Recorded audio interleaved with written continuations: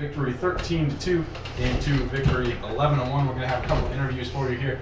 First one is going to be with freshman center fielder Ross Lincoln, who seems to be a little out of breath. He just ran up here.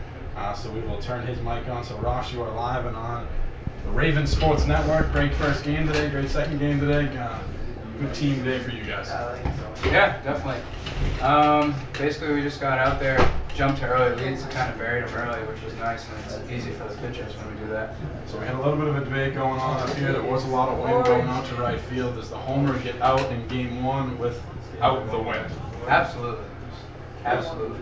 It is your second one of your career, and it is the second one here at Pappas Field. Ever since you've been inserted into the starting lineup, you've been hitting awfully well. Is there anything you're trying to do specifically, or just trying to stay consistent and try to get a good approach at the plate? The biggest thing for me is just looking for fastballs. I'm towards the bottom of the lineup, which usually means you're going to see more fastballs. So, they usually work middle of the way, so that's what I look for.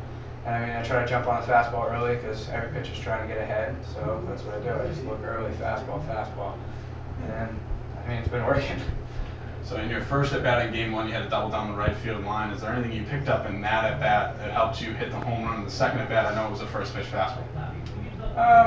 No, not really. In that first at-bat, I was just looking to get out in front of the ball because, my coach, Coach Chambers down there is telling me that I've been looking away a little too much. So right off the bat, I tried to pull a ball, and I did. And I just got lucky that they came back in again the second time. So. All right, and St. Michael's is a team that's going to be moving into the Northeast 10 Conference next season. So this will actually be a conference matchup for you guys, and you will have an opportunity to face them a lot more during your Ravens career. 2 victories here today. How big is that for you guys? Oh, it's huge for us. We're getting to the final home stretch here, and it's big to win all these games at home because this is our last few home games before we go on the road. So, we're going to win as many as we can. And you get a couple of big home games coming up. Actually, just that one against UMass Lowell next Tuesday at 6:30. It's going to be a night game. How special is it as a freshman playing beneath the lights here at Pappas Field? It's different. Where I'm from, we play during the day. We don't have the lights available, so it's definitely an experience, and it's fun to get out there.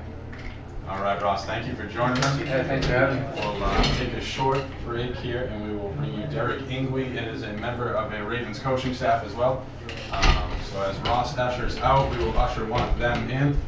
Ross in game 1 drove in 4 runs. He had an RBI double and a 3-run home run in game 1. In game 2, he went 1 for 3 with a walk. And we will now be joined by Darryl Ingui, who in game 2 went 2 for 4 with 3 runs and 4 RBIs. Derek, big game 2 for you, kind of a slow start to the day though in game 1. Is there anything you learned from game 1 that you moved towards game 2 and got a little bit more success? Not a ton actually. I felt like I got the barrel to a couple balls in game 1. I just hit one on the ground and then got under one. So as long as I get the barrel to it, I try to be pretty happy with that. So the second game, I just happened to get in the groove a little more. Nice line drives. 9 home runs for you this season. I believe that is a career high. 9 my sophomore year too. All right, so he ties a career high here. 41 RBIs. Is there I know you're not a big statistics guy, but is there something you set yourself up for at the beginning of the season? I want to hit 375 with 5 home runs and 30 RBIs. Is there any type of those milestones, or you just kind of roll? No, not really. I'm not too much. I don't like to set my goals really based on the numbers, because in baseball you can hit 4 balls good and they can all be at someone, then you can hit the next 4 and they can be dinkers and fall in. So I just try to stay consistent with my approach all year, and it's been working well. You are already the career hits leader in the program. I'm assuming you know that by now. Yeah. With that home run, you came within 1 of the actual program record. Are you aware of that? Is that something you were striving for at the beginning of the season, or the beginning of your career, really? I know that you're a great average hitter, but with average comes power sometimes. I knew I was in the range at the beginning of the season. Lately, I've known I've been getting close because kids have been telling me. But it's something I'd obviously like to hit a couple more home runs this year. So with that would come the record, and that'd be great. A couple more games for you guys. Get the big home game against UMass Lowell and a couple of away games. How special would it be for you to hit 400 with a wooden bat? That'd probably be my personally, that'd be the thing I'd like to do most in my career. But again, like I said, I can't start thinking about, oh, I want to hit 400, or else it probably won't happen. Just got to try to stay with the approach. But all in all, that would be something I'd be real proud of. All right, and St. Michael's is going to be joining the conference next year, the year after you leave. This is their first year hitting with wooden bats. They definitely struggled tonight. How much of a difference is it going from aluminum bats all your life to a wooden bats? Oh, it's a huge difference, and I feel like it's a big difference too going from wood than once you go to aluminum like we do. And used to be regionals, but now it's the World Series. You get that aluminum in your hand, and you feel like you can hit everything. So it's kind of just the opposite when you go from aluminum to wood. It just makes it that much harder. All right, and how big is the game on Tuesday for you guys? You guys got UMass Lowell coming in here at a night game.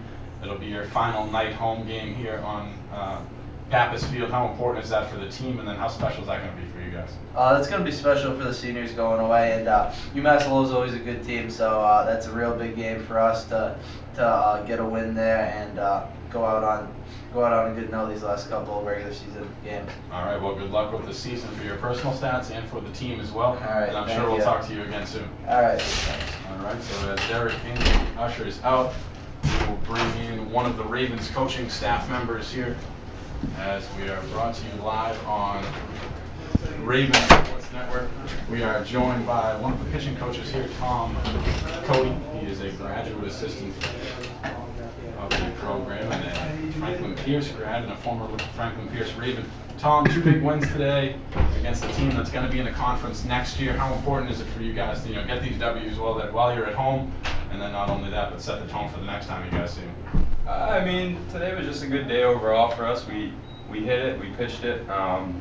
It's just good it was just a good day. I mean, we'll see them again next year, but shouldn't be too worried about them, I guess you could say. All right, and again, we talked a little bit about it with Derek. Them moving from strictly aluminum bats to wooden bats when they move into the conference. This is their first year with wood. Kind of see them obviously struggle a little bit today. How important of it is it for your pitching staff to realize that they just made that change and might kind of go at them a little bit stronger or more aggressive than you would? We just try to pitch the same every time. Coach calls a great game. He mixes it up good. He knows what guys can't hit and what they can hit. And he just goes with what they can't hit, really, and that just seems to be the formula that's been working for him for a long time. All right, and the 2 guys we had in before you, Ross Lincoln, talk a little bit about him and how he's really sparked some offense from the bottom portion of the order.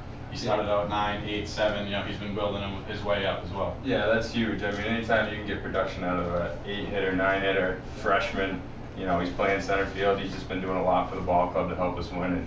And I just hope he keeps it going all the way through the season, and we'll be in good shape if he does. We had a little bit of a debate here. Does the home run get out without the wind? Lincoln said it absolutely gets out. From the coaching staff's perspective. That's a no-doubter. That's a no-doubter here every time. I mean, the wind's usually blowing out to right, but I'm pretty sure you got a good piece of that. That's a pretty good shot he hit today. Anything out to right's got a chance, right? That's right. All right, and then obviously we just had Derek Ingui in here. Ingui, it's kind of a bookend. You got Ross Lincoln at the beginning of his Franklin Pierce career. Derek Ingui is kind of coming towards the tail end here. He's already set the hits record for the program. He's now 1 home run shy of the home run record for the program. Is he one of the best players you've ever seen play here? I know you had your 4 years here and now in the graduate year. Yeah, he's a top guy. I mean, he looks like he's been playing in the league for like 10 years, if you ask me. I mean, he's just such a veteran on the bases, hitting, picking up pitches. He's just a total team guy. I mean, it's gonna stink seeing him go, but we still got a couple more months with him, and hopefully we can end it on a good note for him. Exactly, and I brought this up to him as well. How impressive or how important is it, to hit 400 with a wooden bat? That's just an impressive feat alone. He said to him that it would be one of his own personal best accomplishments. How impressive would it be just to watch a guy hit 400?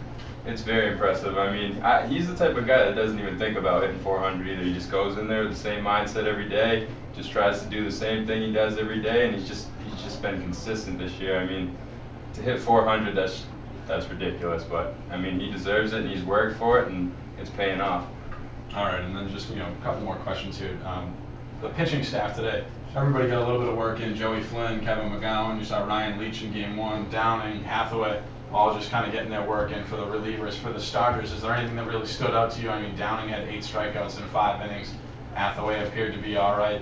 Once he got the big lead, he appeared to unravel it. So we've been going with the 2 lefties on doubleheaders lately, and they've been doing the same thing they've been doing like the last 3 times they pitched together and just getting it done. I mean, throwing a lot of strikes, mixing in a pretty good mix. Hathaway didn't have quite the mix we wanted today, but I mean, he battled out there, had a nice change.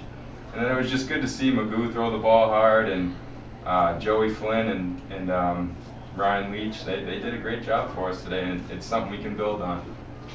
All right, and then big home game coming up for you guys. It'll be senior night here. It'll be the last night game for Darryl Jeannetti and a bunch of the seniors here against UMass Lowell. It's a big, important conference game. You've played here under the lights. How special is it to play at Pappas Field under the lights here? It's always a good atmosphere. Hopefully we get a decent crowd that night. It's a nice night. You know, people will come out. Lowell's kind of one of our rivals. We've always gone back and forth with them, and you know, it'll be hopefully a good atmosphere for the seniors to go out on. All right, well, we wish you good luck in your upcoming games. You actually have the weekend off, and then that is your next home game here. So we wish you good luck for the rest of the season, and then we will probably be joining us. We'll probably have you join us again on that Tuesday night if we get the win. All right, thanks, DZ. And Monday we play Merrimack. Game against Merrimack, and then UMass Lowell. Can't overlook Lowell. I mean Merrimack. Exactly. So we have Merrimack on the road, and then UMass Lowell here on Tuesday. So Tuesday will be a Ravens Sports Network broadcast. And we thank Tom Cote for joining us. He's always a great interview here, and he's always a good guy to talk to in the dugout. Thanks, DZ. All right, so that'll do it from here from Pappas Field. We hope that you can get home safely tonight. If you're on campus, please study hard. I know tomorrow is Friday and Good Friday. We'd like to wish everyone out there a happy Easter weekend. Please arrive home safely wherever your destination is tonight and this weekend.